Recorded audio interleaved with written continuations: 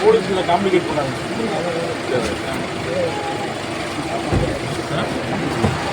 நம்ம போவோம் 5 மணி அங்கே போயிடுவோம் சார். இன்ஸ்பெக்டர் சார்,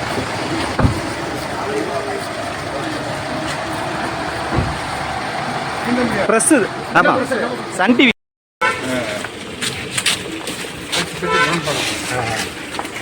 அப்படி பள்ளிக்கு போகிறோமானே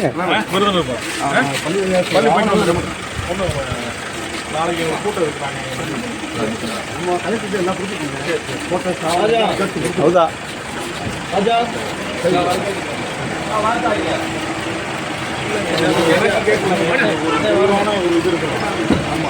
இல்லை எனக்கு கொண்டு போய் சாப்பிட்றது சாப்பிட்றதுனா எடுத்துகிட்டு போகலாம். ஆமாம் சார். மற்றபடி ஆடு தான் கொண்டு போகக்கூடாதுன்னு சொல்லியிருக்காங்க.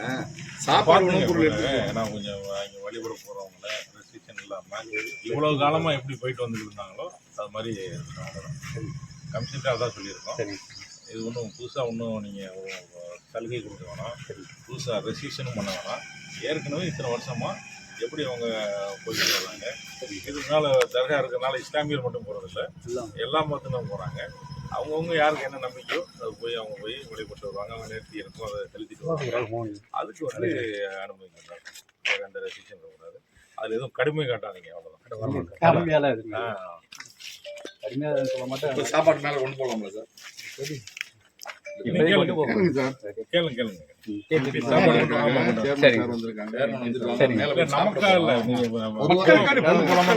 பொதுவாக கூட கேளுங்க, ஏன்னா அப்பதான் உங்களுக்கு அனுமதி வாங்கி கொடுக்கலாம். நாங்க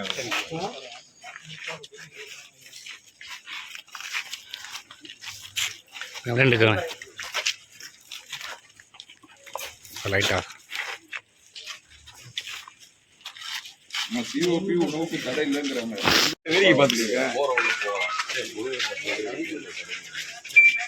வெயிட் பண்ணுங்க பேட்டி தரல.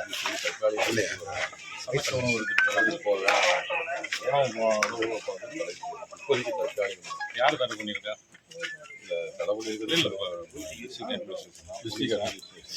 கொடுத்துருக்காங்களா உங்களுக்கு? சொல்லியிருக்காங்க. சொன்னதை சரி ஓரலாம் உங்களுக்கு எதுவும் உத்தரவு ஆர்டர் கிடையாது? இல்லை, அது பொறுப்பெல்லாம் சொல்கிறது ஆகலாம். எந்த கமிஷனர் கேட்டால் அவர் அந்த மாதிரி எதுவும் இல்லை, உணவு எடுத்துகிட்டு போகலாம், எப்படி சாப்பிடலாம், ஆர்டர் கூட எடுத்துகிட்டு போகிறது.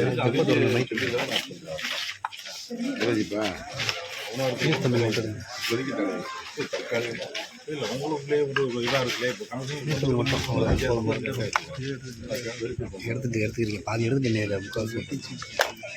அவர் தானே உங்களுக்கு உத்தரவு கொடுத்துருப்பாங்க. ஆமாம், கீழே இருக்குமா எடுக்கிறேன். விஷுவல் ஆடியோ போய்க்கு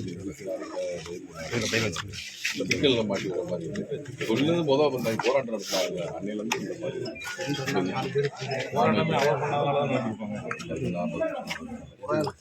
சார் போதனா தாராளம் மேலே போய் சாப்பிடுவோம்.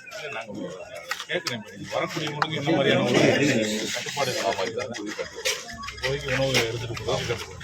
உணவேவா இல்லை அசைவ உணவு? அசைவ உணவு மட்டும் இல்லை, அசைவ உணவு மட்டும். அசைவ உணவு எடுத்துகிட்டு போகிறது, அசைவ உணவு மட்டும். மீதி உணவு எல்லாம் கொண்டு போகிறாங்க.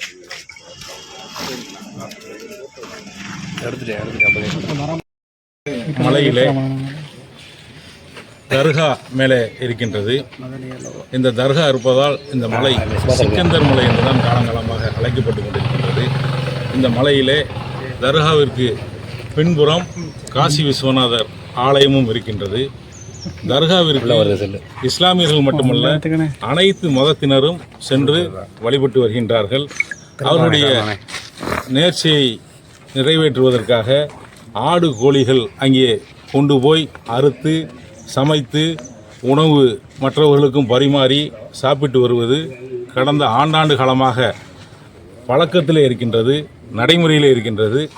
தற்போது அங்கே செல்லக்கூடியவர்கள் உணவு எடுத்து செல்வதற்கும் உணவுப் பொருட்களை ஆடு கோழிகளெல்லாம் எடுத்து சென்று அங்கே அறுத்து பலியிடுவதற்கும் தற்காலிகமாக தடை வைத்திருப்பதாக சொல்லியிருக்கின்றார்கள். மதுரை மாநகர காவல்துறை ஆணையரை சந்தித்து பேசிவிட்டு வந்தேன். உணவு எடுத்துகிட்டு போவதற்கு தடை இல்லை, ஆடு கோழி எடுத்துகிட்டு போவதற்கு தற்காலிகமாக இருக்கக்கூடிய தடையை பேசிக்கொண்டிருக்கிறோம் என்று சொன்னார்கள். இது சம்பந்தமாக நம்முடைய மதுரை மாவட்ட நிர்வாகத்தை மாவட்ட ஆட்சியரிடத்திலும் பேசியிருக்கின்றோம். பேசி ஆண்டாண்டு காலமாக இங்கே எப்படி ஒரு வழிமுறையை பின்பற்றி வந்தார்களோ, ஒரு மத நல்லிணக்கத்திற்கு எடுத்துக்காட்டாக இங்கே தர்காவும் இருக்கின்றது, காசி விஸ்வநாதர் ஆலயமும் இருக்கின்றது. தர்காவுக்கும் அனைத்து மதத்தினரும் சென்று வருகின்றார்கள். இப்படி இருக்கக்கூடிய பகுதியில் இன்றைக்கு காவல்துறை இங்கே கட்டுப்பாடு இவ்வளவு விதிக்க வேண்டிய தேவை இருக்காது. எதற்காக திடீரென்று இப்படி ஒரு கட்டுப்பாடை விதித்து வரக்கூடியவர்களுக்கு அசௌகரியத்தை ஏற்படுத்தணும், சிரமத்தை ஏற்படுத்தணும்? அதை நாங்கள் பேசி உடனடியாக தேவைப்பட்டால் மாண்புமிகு தமிழ்நாட்டினுடைய முதலமைச்சருடைய கவனத்திற்கு கொண்டு சென்று இந்த விவகாரத்தில் ஆண்டாண்டு காலமாக எப்படி ஒற்றுமையோடு இங்கே ஒரு வழிபாட்டு முறையை செய்து வருகின்றார்களோ அந்த முறை தொடர்வதற்கான அனைத்து நடவடிக்கையும் தமிழ்நாடு வக்ஃப் வாரியத்தின் சார்பாக எடுப்போம்.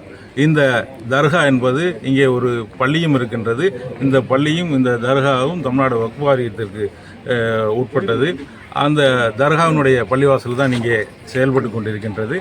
அந்த வகையில் இங்கே இன்றைக்கு இருக்கக்கூடிய அந்த கட்டுப்பாடுகளை தளர்த்துவதற்கான அனைத்து முயற்சிகளையும் மேற்கொள்வோம். இங்கே அனைவரும் ஒற்றுமையோடு இருக்கக்கூடிய வகையிலே அனைவரும் ஒற்றுமையாக இங்கே வழிபடக்கூடிய வகையிலான ஏற்பாடுகளையும் நாங்கள் செய்வோம். அதற்கான அனைத்து ஒத்துழைப்புகளையும் இங்கே இருக்கக்கூடிய நாங்கள் செய்வோம். மதுரை மாவட்ட ஐக்கிய ஜமாத்திலிருந்து வந்திருக்காங்க. அவங்க இந்த பிரச்சனை தொடக்க காலத்திலிருந்து இது சம்பந்தமாக மாவட்ட ஆட்சியரை சந்தித்திருக்கின்றார்கள், காவல்துறை ஆணையரை சந்தித்து அதற்கான நடவடிக்கை எடுத்துக்கிறார்கள். மற்ற அரசியல் கட்சிகளும் இதற்காக பேசி வருகின்றார்கள். நிச்சயமாக ஒரு